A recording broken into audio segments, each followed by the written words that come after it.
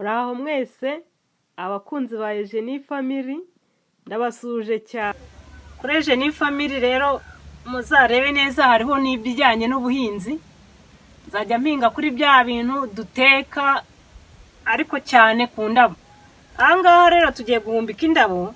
Hari uburyo nshaka ko tuzajya dukora indabo mu buryo buri gisirimu, tukazitera neza, tukazitegura neza ku buryo ushobora kuhagera nko muri Edeni ukahagira muri Edeni yo mu isi.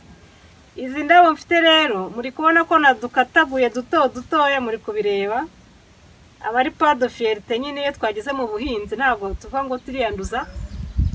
Uragafata, iyo hano hari amababi urayasharura ukagenda ujombamo.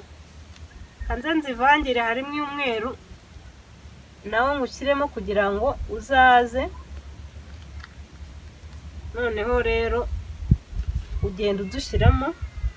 Zinazanye hano ni nyinshi, ndaza gushaka kandi kantu ngateramo. Nizimara kumera nzabereka no kuntu tuzazitera. Ubu ni ukuvuga ngo turatangiranye, duhumbitse indabo, tuzakora amavaze, turashaka kuzajya dukora ibintu byinshi byiza kandi twikoreye. Ni ukuvuga ngo ushobora kugura ikintu ukakibyazamo ikintu cyiza ari ikintu kibi. Ndahumbika rwose twinshi kugira ngo tuzabashe kumeramo.